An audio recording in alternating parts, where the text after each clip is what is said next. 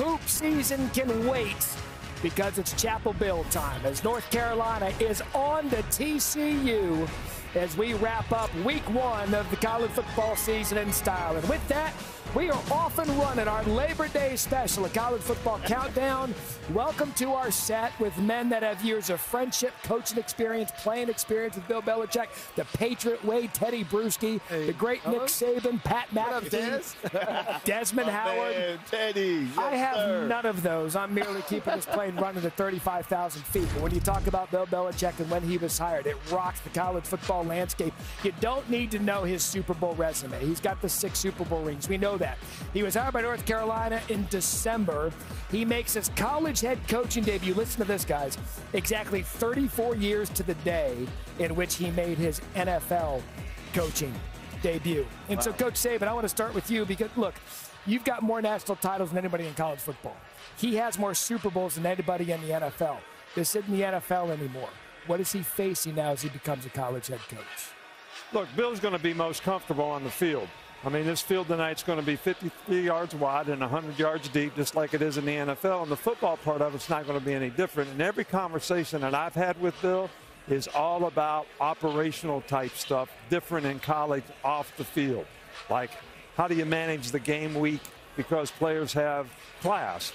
You know, how do you talk to recruits during a game when they come and visit? How many recruiting calls do you make every week? You know, did you practice in the morning? Did you practice in the afternoon? All those kind of operational things off the field is what he has to adjust to. He's going to be most comfortable walking on this field tonight, standing on the sideline. Yeah, and some of those things that you mentioned, Coach, it's why I was shocked and I thought it was a joke when I heard he got this job. Yeah. I mean, this man belongs in the National Football League, right? I'm from one of his former players from the Patriots. I believe he belongs in the National Football League, so I hear he's coming to college, and I'm like, how is he going to deal with recruiting? How is he going to deal with parents? But watching Bill, hearing about Bill here, it seems like there's a little bit of a transformation that's gone on, and these North Carolina players are extremely fortunate to have him as a coach. What are the 3 pillars you heard about, just like up there in New England? What were they? Work hard, do your job, and it never was to have fun. And I think that's one of the pillars now. And I'm like, are you serious? He's talking about having fun? And that's a sign of the transition of Bill Belichick with these kids. I think so. But I think, like, if you just think about his football brain and acumen, and obviously you experienced it. We watch it from afar. I got a chance to play against it and watch it. Front row seat as a punter to a lot of things. It's like the chip block was invented by Bill Belichick during football. It's like all the things that he has done to football. I think he views college as a beautiful opportunity to display it and also teach the next generation before they get into the NFL. I was just as surprised as everybody else. He was coming on our show every single week. We assumed that it was going to be to go back into the NFL, just trying to stay into football. Last year, he toured around colleges. He visited his son out in Washington, and I think he fell in love with the process of maybe the next generation. Yeah. Nobody thought he was going to make it to opening night. Right. Okay, for one reason or another, everybody thought it was either his personal life, his professional life, everything. They were going to kick him out of here. Here we are. The place is going to be packed, and we have no idea what to expect from this team. I tell you guys one thing. He's great for college football. It's great to have Bill Belichick in college football. This sport is on the rise. The trajectory is in the right direction right now. But listen, when I heard he took this job, I was just as shocked as you guys. But then I said, you know what? Who better to come coach North Carolina? He has the rings. He has the acumen. He got the GOAT. He can reach out to guys like Tom Brady. Come in here, he can reach out to guys like Michael Jordan. So he has the resources. And we know what style of coaching he's going to bring. Old school coach like me and you, Coach Saban. Guy's going to be disciplined, fundamentally sound. He's going to turn this program around. I'm curious to see, with 70 new football players on this squad, what they're going to look like tonight in this first game against TCU. Yeah, and maybe the most curious thing about this fit, I mean, this guy was grumpy with Tom Brady as his quarterback. How's he going to handle having a college player as his quarterback? So no, you'll get this full Bill Belichick experience after a couple of losses. Yeah, look, that's when you'll get it. Maybe even worse after, but remember, have fun. But he would do a great job of developing players. Yes, absolutely. Moments ago, Holly Rose, she's on the broadcast tonight. She caught up with Belichick.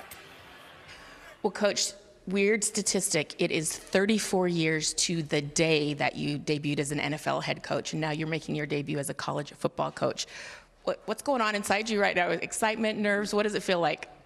I hope it goes a lot better in the game against Dallas and Jimmy Johnson. They crushed us. So hope it goes better than that.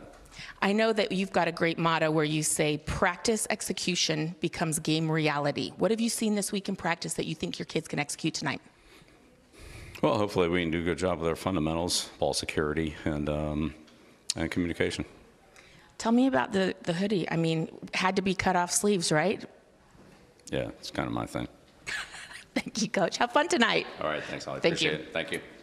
Look, Great work, Holly. I don't care about the have fun pillar. That was peak Bill Belichick before kickoff. And that's serious right there. That he knows what's coming up. I mean, I think he understands the process that he loves so much. Coach starts. It starts right now, and what he'll see with those kids and with the fundamentals we'll see, starting with the kickoff, the special teams, the quarterback center exchange, pre-snap penalties, all those things that he'll be looking for. That his operation is looking clean. And that mindset that he just demonstrated, that will rub off on every player on his team, and they'll have the same focus and attention to detail that he does. Work hard, do your job, have fun. What? Bill's having a time of his life right now, getting ready to chase this title, something he's never done before. I'm sure he is excited for what tonight's about to bring as well. Go Look ahead. at that face. That's a face of excitement right there. Yeah. I was with him for 4 years in Cleveland, and fun wasn't part of it. And any fun he's given these players throughout the week, just by looking at his face right now on game day, they know the transition happens. That happens where he's intense, and they should look to his lead because it's time to go play football. And, Pat, could you imagine being a college kid? You're a college football player. You come in, you're thinking you're going to play for a college football coach, and then this man walks in the locker room. Yeah, I think it's certainly something that you're excited about to learn from. You know, you see all the rings, and you can't help but just assume that the guy understands what the sport is and what the next level is, which is what you're trying to get to. The guy in the dark blue right there in front of Bill, Coach Miller, formerly of the IMG Academy. Yeah. Okay, so he joins North Carolina here. You got to remember, Bill has not only been, I don't want to say talking to colleges for, 30 years as an NFL GM, traveling around, talking to everything. I feel like he's much more well-versed with the college world than we're letting off, especially because of all his research. I think he's going to be excited for tonight, ready for tonight. There had to be growing pains, though, at the start. Agreed. In terms of the portal, in terms of the kids, and how you deal with all the operations you were talking about. Hopefully he gets that along. And then this, fellas, this is the beginning. It's the beginning. It's like from ground zero here, and how it's going to look, none of us are sure. Let me tell you guys how he defines fun. Fun is winning. Winning football. Bingo. That's the fun of it. That's how Bill defines it. Game one of an era, certainly people are excited to see. He's got his work cut out for him. They played football here at UNC for 137 years. You know how many 10-win seasons or more they've had? 8. Holy hell, that's not a lot. In a modern calculation, that's half of what Saban had in his 17 years at Alabama. Reese Davis sits down with Belichick. We'll go one-on-one with him, and from early upsets to dominant debuts, Week 1 gave us plenty to talk about. The crew weighs in on how powerhouse teams performed, which players stood out in the biggest moments that defined the weekend. We are off and running on a Monday night college football.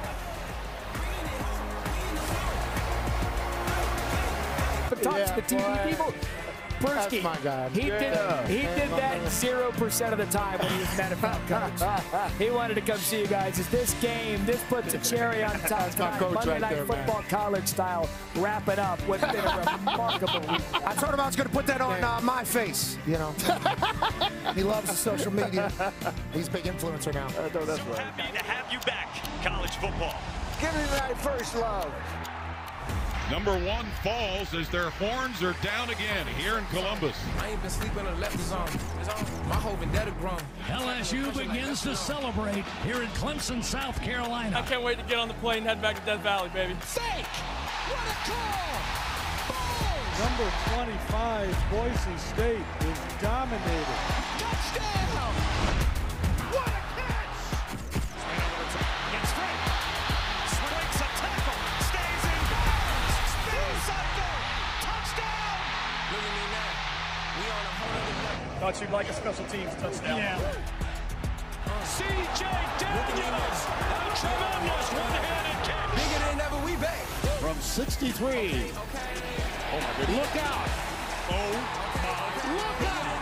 How about it, Knowles? He caught the clock and he walked the walk, and the fans are storming the field. Knowles win! Oh, it is so good to see college football back. Plenty of movement in the AP poll this week. 4 teams in the top 10 lost their season opener. Granted, 3 of the losses were against other top 10 opponents, with the outlier being Alabama's loss to unranked Florida State. Pat McAfee, there is a buffet of football we could talk about this week above all of these huge matchups. What stood out to you most this week? To me, I think it's like, wait a second, are some of these perennial powerhouses that maybe weren't as great, are they all the way back right now? Is LSU all the way back? How about FSU? Holy hell. They have a real team this year. Thomas Castellanos absolutely changes that entire program. He's got a little bit of moxie. He's talking shit to Nick Saban in the offseason, and then he's backing it up week one. Everybody's chit-chatting about maybe Miami being back. Carson Beck being able to handle in and out of the huddle, put them in the right play. And also, he's got celebrations with DBs on that team. I think he's very tight with that locker room, and I think Miami's maybe for real. Obviously, West Virginia could be a team that goes on a run in any situation, but Ohio State feels like they were up for the challenge. National champion, they lose both of their coordinators, 14 guys to the NFL, and they get a massive win over Texas week one, and that defense looks to be a problem. Yeah, that's me. I mean, what about Ohio State and that defensive coordinator, Matt Patricia? I mean, he's putting some of our old Patriot defenses out there. I mean, look, I could have made the adjustments on some of them plays. Ohio State came out ready to go, beat Texas, put Arch Manning in a blender at times because some of the looks he just wasn't ready for. A tough defense to go up against when you don't have that film of a new defensive coordinator. But Matt Patricia has the Buckeyes playing good defense to start the year. I tell you what, guys, I'm not a big fan of preseason rankings. I'm just not a big, it's not, to me, it's not worth the paper that's written on. You looked at Ohio State, Texas game, 1 versus 3. Neither team played like they were a top 5 team, in my opinion. I thought both teams played okay. Right. Obviously, Arch Manning was the big story coming into the game. He was the even bigger story coming out of the game because of the hype. Julian Sand, he played okay. I mean, well enough to win. But Alabama, another team that I think they were 8th coming into this game, going against Florida State, it's just a benefit of the doubt. But when you see these teams play, now you get a good feel for what they're about, Coach, who they are, if they have an identity or not. And then I think after 3 or 4 weeks, then maybe you want to start ranking these teams. But these preseason rankings, not worth the paper they're written on. Yeah, well, that's all about what they did last year. Yeah. That creates the expectation for this year. But, obviously for me and for a lot of the Bama fans, the disappointment that Florida State dominated the line of scrimmage on both sides of the ball. Yep. But the good news is every team has the best opportunity to improve from week 1 to week 2. Because really going into the season, you don't really know what you have for sure as a coach. And you're always very anxious about what might happen in the first game. And I'm sure they're all disappointed, players, coaches alike. But they do have a great chance to improve from week 1 to week 2. That's when you usually make the biggest improvement. LSU, Miami, and Ohio State all really impressed me. But I think Texas, Notre Dame, and Clemson all have a really good chance to have great teams this year, too, if they make the progress they're capable of. Yeah, and we have to remember not to punish the teams that schedule big-time games. That's right. Remember, we really like Saturday. That was a great kickoff to week 1. Yeah. 3 top 10 teams are going to have a loss after week 1. They're going to have 0 wins. They're under 500 for the first time, I think, in Alabama. When were you born? 1951. I think that's the last time they were under 500. I'm reading it on the internet right. It's like the teams that win, though, too, these huge games could be rat poison. So week 1 to week 2 could be vastly different teams as well. It's like right now is the time to make moves. If you lost, you got punched in the mouth. That's good perspective for the team. Like, hey, we're not as good as we thought we were. And if you win, that could ruin you, too. I mean, that's part of the problem. And you bring up Clemson last year. They lost their season opener, made it all the way to the college football playoff. This new era in college football, you can lose, you can get better, and you can still play for a national championship. And I think that's a good thing as you look at some of the notable results from week 1. Hey, Gio Lopez, look, he's the first guy since Tuami to play quarterback for Bill Belichick. No pressure. We'll talk about the transfer quarterback from South Alabama as we know that he will be the guy for Nick Saban. As we go one-on-one, Reese Davis sat down with Bill Belichick. We're going to be counting down to kickoff between North Carolina and TCU. The expectations. Reese will preview with UNC tonight what the legendary coach expects from his team in their first game. Players going to have to go out there and make the plays, and we're all going to need to do a good job for it to all come together.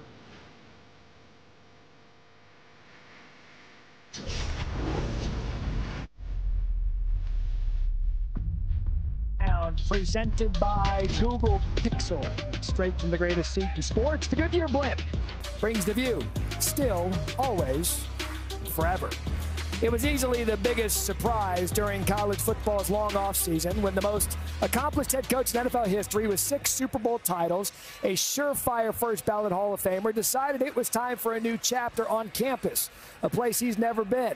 And then naturally the question started, why this job? Will he recruit? What will the product look like behind us tonight?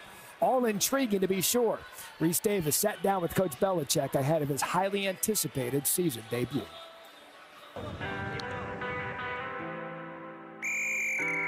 Plant off the inside of your outside foot. You see that guy there? Don't worry about the linebackers. If they don't tell you anything, don't worry. You take care of yourself. You handle the C gap. Turn and chase the ball. Turn and run. Turn and run. Turn and run. Nice shot. Nice shot. How do you know when you watch a team in camp that it's ready for a game?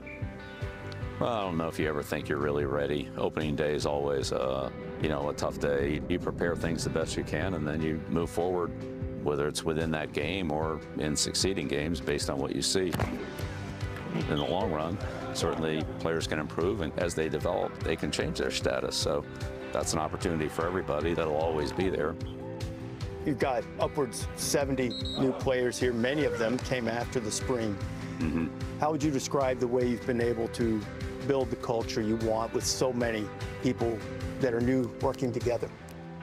I've been surprised, honestly, about how quickly it's come together. The buy-in's great, the work ethic's great. These guys really want to learn. Well, I'm not saying we're anywhere close to being good right now, but we're certainly, we've made a lot of progress, and the players have given me a great effort. So I want to give them that same effort back, and we'll see where it takes us. I was watching one of the mic'd up videos that you had at practice the other day, and you said football conditioning. It's football conditioning. It's playing with pad level. It's hearing the call. It's making adjustments. It's communicating with the teammates. It's identifying what's going on the other side of the ball so that you can anticipate what's going to happen. That's what football is. How do you define football conditioning in its entirety? You got to run a play. You got to go back to the huddle, hear a call, process it mentally, go out, understand your assignment, execute maybe a communication or an adjustment at the line of scrimmage, run that play, and do it again, and do it again, and do it again. We're going fast to keep them from substituting. We're going fast to put the pressure on the defense, but we're not going as fast as we can go, like there's no time left on the clock. The best plays need to come when you're tired. After you've driven the ball down to the end zone, can you get it in, or can you make the defensive stop to hold them to 3 points or hold them to a field goal attempt? We have to be ready to not only be in condition to play well, but to be able to execute well at those moments. You can't line up out here on him because he's going to be in the C gap. You're right there. How does teaching technique to college players compare to teaching the techniques you would prefer to be used at the NFL level? I would say some guys pick it up pretty quickly, and I would say there aren't as many bad habits here. That's the way. Nice job. Get in and make another play. Get the first down. Get vertical. Don't try to make it a touchdown. Make sure you get the first down. Players are younger. They haven't developed those 5 or 6 years of doing something away differently what we want. Sometimes you get players in the NFL that have good habits, and they've learned those along the way, and so you don't have to untrain them. But whatever way it is, there are always things that you can work on and improve your game, and you want to perfect those so that you have the skill to do them when they're needed. Great job. First and 20, signal on the out. Great. Yes, sir. Second and 9, back on track. Good. Yes, that's a really good decision. Yes, sir. What is it about Gio Lopez that made you feel like that he would be a quarterback that you could develop a good working relationship with? His leadership's been excellent. He connects with all the players, works hard, and wants to be a great team player. And we still need to continue to develop our relationship. I have to understand what are the best things he does, and there's some things that he has to perfect that we're going to do. And so we're kind of working through that, but he's glad we have him, and he's done a great job for us. Opening night, this place is going to be full. New era for you, new challenge for you. How would you describe what you think your emotions will be like coming out on the field against TCU? Well, I'm going to try to focus on my job, help the team in areas that I can with decision making, or maybe a strategy change or something like that if that's appropriate. Players going to have to go out there and make the plays. I won't be able to do any of that for us, which is probably a good thing. And we're all going to need to do a good job for it to all come together. Reese Davis, Kirk Herbstreit on the call tonight. You know, we've never seen a resume come down to college like this. 19 consecutive winning seasons from 01 to 19, second longest streak in NFL history, 17 division titles, 24 years. He won 11 straight, 6 Super Bowl rings as New England's head coach. That is the most of all time, and now he cuts the sleeves off the Tar Heel sweatshirt. I mentioned it at the beginning of the show. Our crew here is quite familiar with Bill Belichick. Super Bowl 30 MVP. No! Desmond Howard. No! Let go, Pat, go. No! Let's kick return to that. It's 99 yards. There it is. Des still owns the Super Bowl record. He ran by this guy on the plane, Teddy Bruschi. All 13 seasons in New England. Won 3 Super Bowls with Belichick. Upon his retirement, Coach Belichick called him the perfect player. Can you imagine going back and looking back at Nick Saban and Bill Belichick on the same sideline? Early 90s for the Cleveland Browns. Look at the specs. Defensive coordinator. And those bifocals. Pat McAfee. Great. Yeah. You faced him 8 times in your NFL career. It was a lot of fun. In the playoffs. He and the Colts knocked off New England in Week 10 of the 09 season. 17-point deficit to remain undefeated. And finally, the Patriots' perfect 16-0 season in 2007. His first with New England and Bill Belichick. Randy Moss set the NFL season single record with 23 touchdown receptions. Randy Moss joins us now on set. I got to be running Randy Moss. What a beast. First of all, it is so good to see you. We're so good to see you healthy and talking football with us again. It's Kirk Herbstreit up here. He's on the call tonight. I think Peter's roaming around. We're on it right now. Yeah. Pocket awareness out of Herbstreit. Great camera awareness. Good seeing you, man. What are these players in store for tonight and this season with Bill Belichick? Well, you know, first of all, thanks for having me. Sitting here with my brother, Teddy Bruschi, and just seeing all you guys week in and week out. First of all, thanks for having me on your show. But I just think looking at Coach Belichick and his coaching philosophy, one thing that really stood out to me when I became a Patriot is how much he demanded, how smart you had to be as a player, how tough you had to be a player as a player. And number 3, could he count on you? Are you a dependable type of player? So I think just during the interview, he was asked about the difference between the pros to the collegiate level. But that's the one thing that I know won't change. His expectations of what he expects from his players tonight. Teaching situational football, something I would never forget about Coach, because he made me go back to school understanding how to play the game in certain situations. And some of that stuff that Bill was saying in that piece, the same things were said to us at a professional level. I think part of the brilliance Bill had was complex schemes. He had all of these ideas in his head, and he made them so simple to us. I mean, to break them down in a black and white manner to where you're telling me to achieve what you want me to achieve. All I have to do is this. You hear outside foot, planting off the inside, you know, little things like that. Yes. Well, how do I get this C-gap defended? And he'd tell you just how to do it, what to do with your hips, what to do with your hands. Just so simple. And you're telling me that's it, Coach? That's all I got to do? And you get it done, and then you see that validation during the game. Yeah. He told me to do it. I did it. And then all of a sudden, you just know from that point on, what he tells me is going to happen, and what he tells me what to do is going to work. Yeah, you're talking about, like, just so much football information falling out of his mouth every single time he talks. And that sit down there, he said something about when you're most tired, you're going to have to execute. That's when you're down on the goal line or when you're trying to make a defensive stand. Never really been phrased that way in any of the meetings I've ever been, but it does make sense. Whenever you're most tired, you have to make your most important plays. Everything is seemingly so easy for him to figure out football-wise, which goes to this, Randy.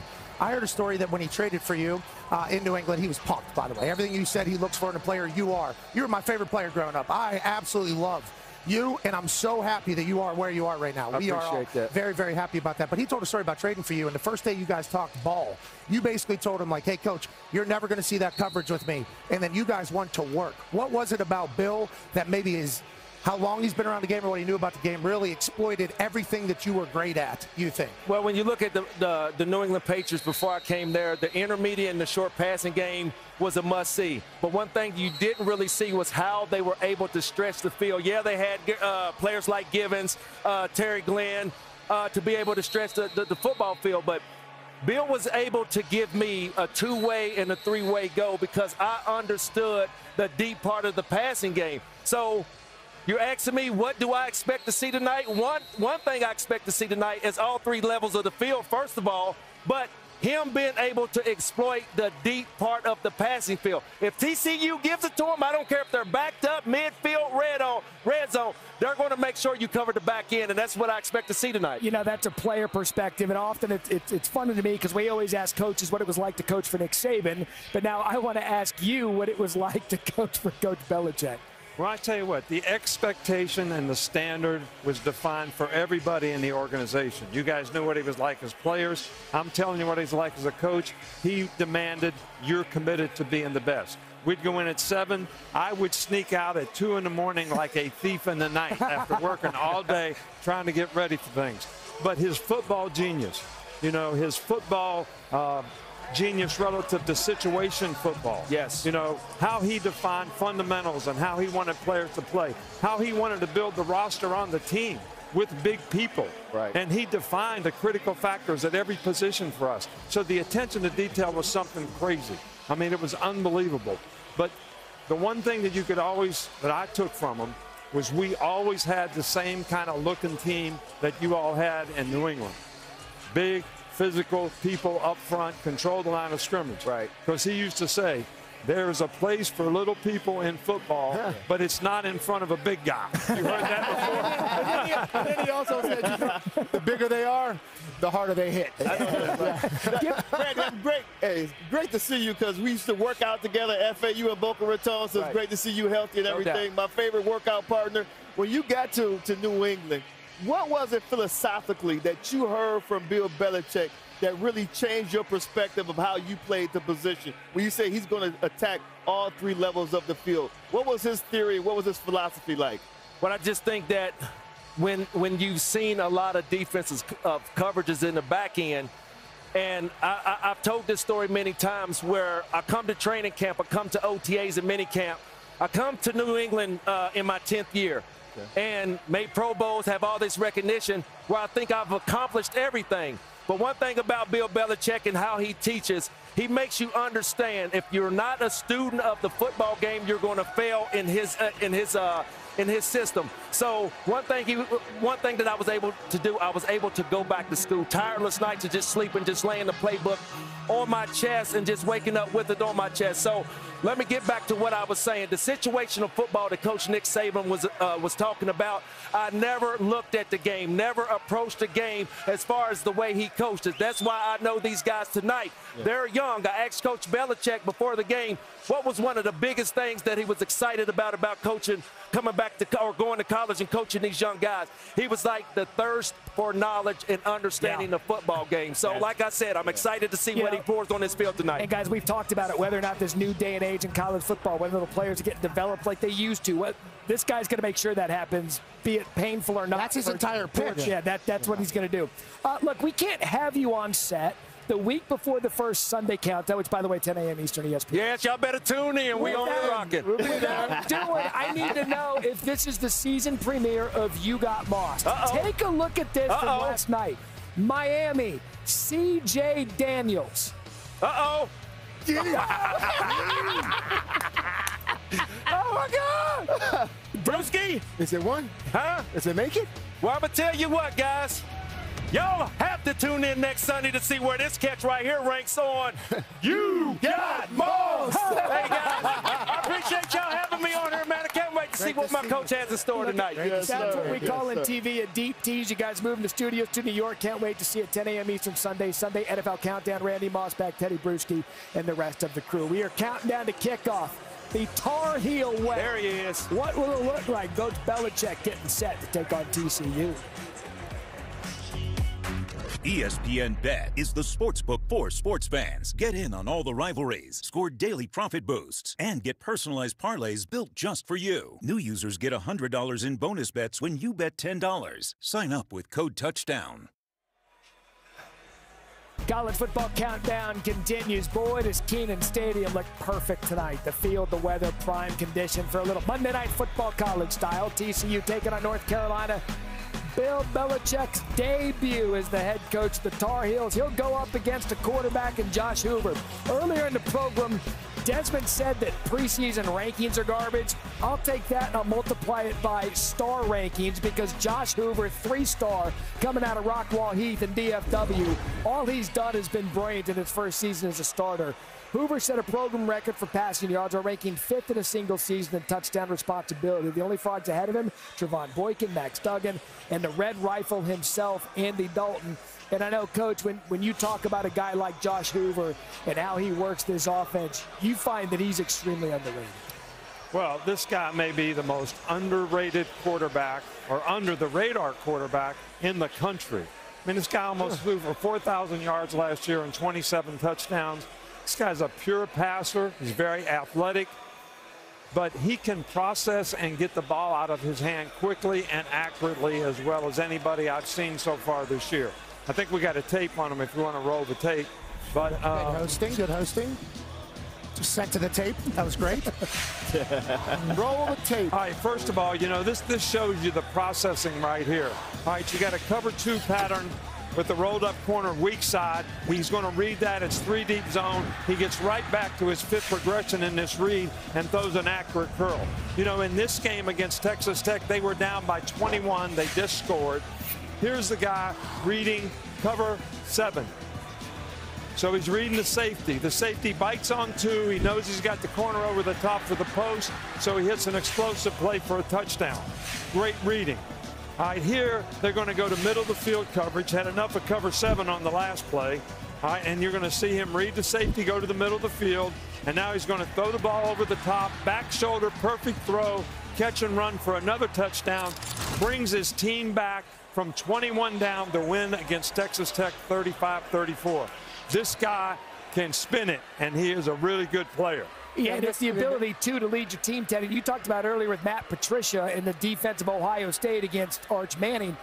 They've got to contend with Bill Belichick's defense side of North Carolina and Stephen Belichick. What is he going to be facing? I mean, possibly multiple disguise in terms of, I agree that he can process, but can he process pre-snap movement, different safeties up, different safeties down, defensive backs on the line of scrimmage? Steve Belichick is going to bring very similar concepts that, you know, Arch Manning saw versus Ohio State. All of the movement. All you think a safety is supposed to be deep. He's on the line of scrimmage. A linebacker is supposed to rush. No, he's dropping now. That type of disguise, can he still process? I mean, NFL level disguises was what they can be coached here in terms of if they get them comfortable with the base coverages and where they are, that's when you feel comfortable to move and disguise. Will North Carolina have some of that to show Hoover? I tell you what, I think the TCU's offense with that man right there, Eric McAllister, almost averaged 20 yards per catch a year ago, 5 touchdowns.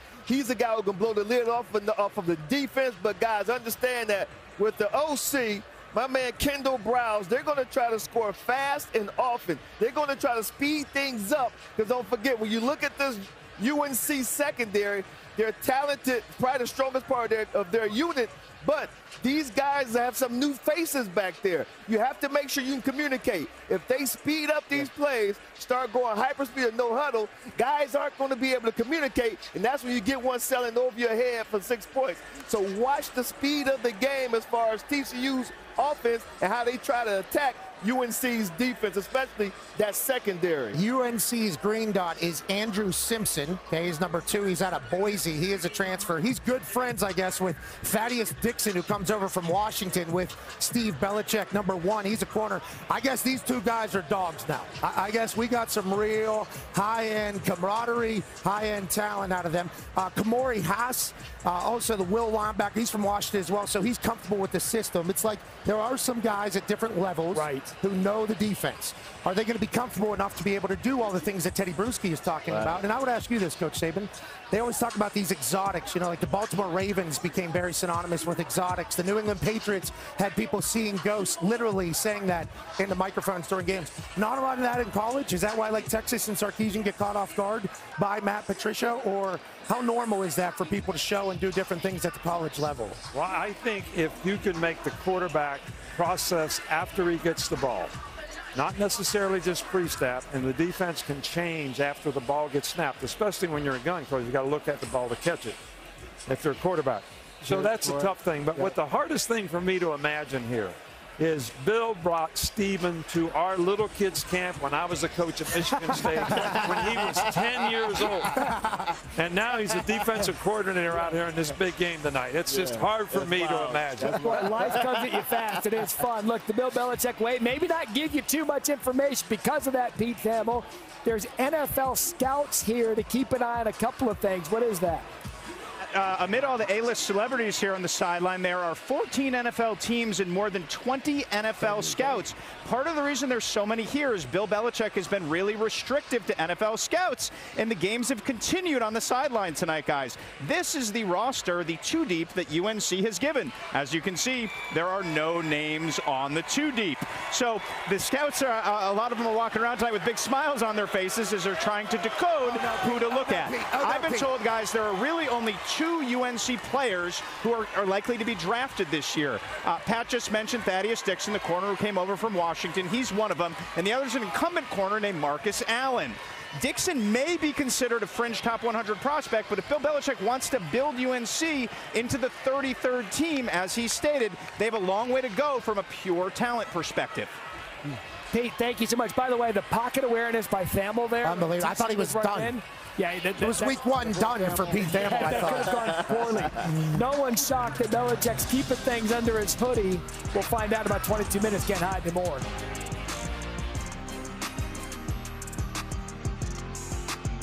My generalized myasthenia gravis was unpredictable and limited what I could do. But Ultomiris is continuous symptom control with improvement in activities of daily living.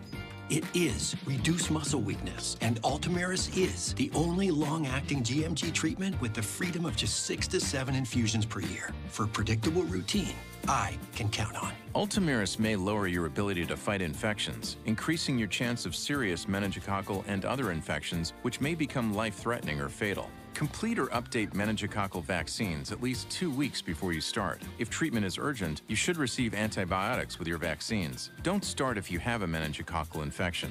Infusion reactions may include back, belly, limb, or chest pain, muscle spasms, blood pressure changes, tiredness, shaking chills, bad taste, breathing problems, or face, tongue, or throat swelling. Ultomiris is continuous symptom control. Talk to your neurologist today.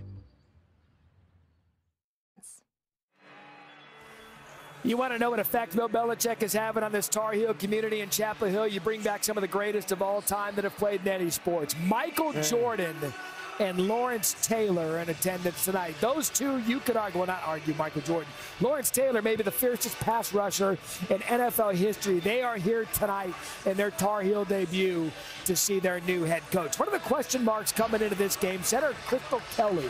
He is number 53. It was a question of whether or not he was going to play tonight. He is the backup. Otherwise, it would be the third-string center. My guess is if he's given the team the pep talk and he went through warm-ups, he's ready to go. Kelly is looking to play some football. And to do that with Gio Lopez, it's going to be a big opportunity for him because, you know, quarterback-center exchange, that's important. The transfer from South Alabama, played under Major Applewhite a year ago, so you know he got quarterback tutelage. And, Coach, what does Gio Lopez bring to Belichick in this offense? Well, I think Gio is a very athletic. Obviously, he's a lefty. This guy can throw it. He can run it. He's got great instincts and anticipation playing the quarterback position. Run the tape here. You know, versus LSU, and he's played against some pretty good competition. So versus LSU here, they play in 3 deep zones. Safety's going to go to the middle. I call it a chop route when you run the slot fade.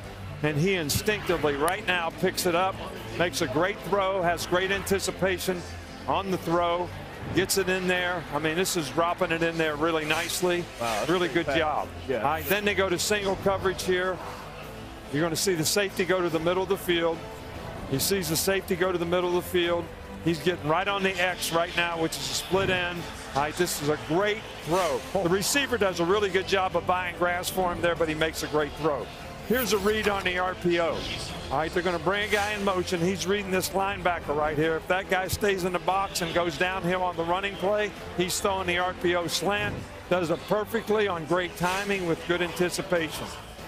And then this guy can run. Now, this is a quarterback run, so this is a Q power. You're going to see the guard pull. He comes up. He reads the down block, cuts it back very athletically. So this is a dual threat quarterback who is really a great get, I think, for North Carolina, because it all starts with the quarterback position, and this guy can make plays. Coach, you think there could be an opportunity against this TCU defense with what they run offensively? I certainly do, because I think, you know, TCU plays the 3-2 joker defense, I call it. So they got one less guy in the box. So you can formation that defense and run the ball, especially quarterback runs, because you pick up an extra hat in the run game if you have a quarterback run. Yeah, can I take the sort of stance here of being a TCU player? You mean how absolutely how pissed off I would be right now? All of this. In terms of coming here in North Carolina and saying Bill Belichick can't make tackles. Bill Belichick can't make blocks. Right. He can't be out there playing on the field. So this TCU team has got to be incredibly motivated to come here on the road and say, listen, Bill Belichick, Super Bowl rings or not, this is college football, and we're going to come here and take care of business. I would be incredibly motivated if I was a TCU defensive player. During the last break, TCU was warming up right behind us. I was talking to some of their players. I said, hey, man, just let me know. Is it a factor tonight, the disrespect?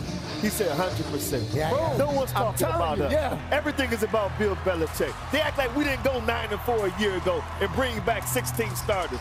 It's all about the disrespect tonight for the Horned Frog. Yeah, I think Hoover and Sonny Dykes love it, Iser, you know, to talk to the boys and say, hey, listen, there is nothing on that field other than Bill Belichick's UNC team tonight in everybody's eyes but ours. You could certainly draw from that. Yeah. But the reason why it's such a big deal is because North Carolina's alive here tonight. I mean, you could tell that they're trying to establish a brand new culture here. You can feel it. Michael Jordan's here. Lawrence Taylor's here. Julius Pepper's here. Mia Hamm's going to be here. Michael Lombardi, the general manager, said, we want these players to feel a sense of pride playing for North Carolina. There's a lot of history in all sports, but certainly in football as well. Yeah. And you could feel it. You could feel it kind of starting. Absolutely. And that's why Bill Belichick is the focal point tonight. It kind of reminds me of the Coach Prime effect when he had the celebrities coming in his first couple of years there in Boulder, Colorado. Let's check back in with Pete Thamel. Pete? Well, Matt, the starting center position for North Carolina is going to be fascinating to watch tonight. You mentioned it earlier. Christo Kelly, number 53, who's the backup center for UNC, has a banged-up left ankle. Somewhat surprisingly, he took the first-team reps in warm-ups. It wasn't certain he was going to even dress tonight. I've been told he's going to give it a go for as long as he can. And when he can't go anymore, it's going to go to Chad Lindbergh, who has never taken a snap as a college center. He's a sixth-year senior who transferred from Rice. He's played some games at guard. He's played some games at tackle. This is going to be really important for Gio Lopez, guys.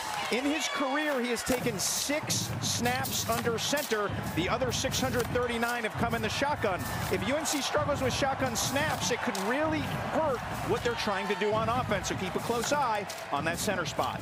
Yeah, look, player, center, quarterback exchange. That, in fact, happens every single play. This place is starting to rock. The UNC marching band at midfield as we are counting you down to kickoff to UNC TCU. College Football Countdown is presented by Google Pixel.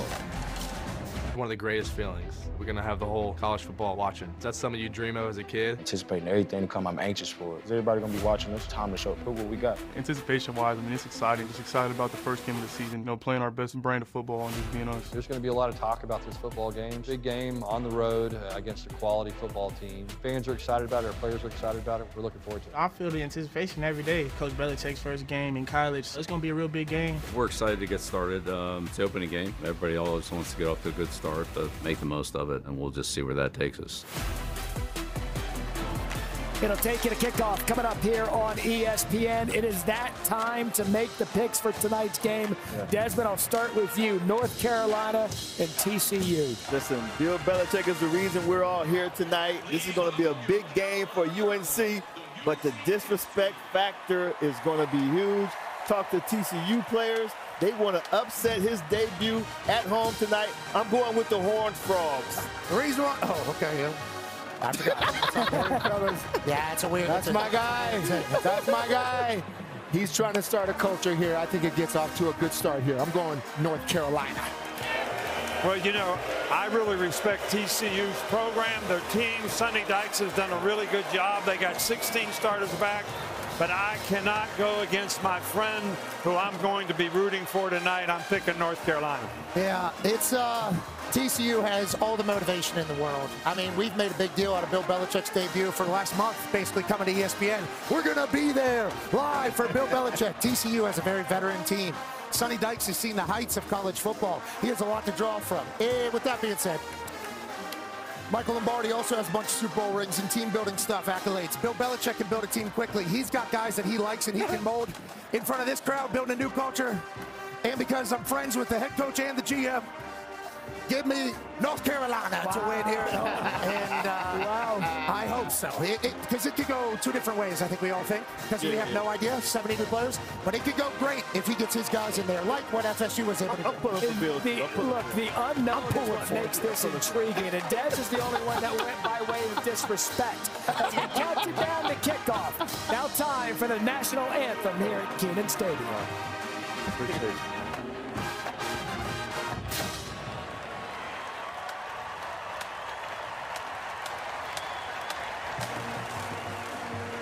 This time we are proud to honor the United States of America and celebrate its freedoms and those who have, will, and are protecting our great country at home and abroad.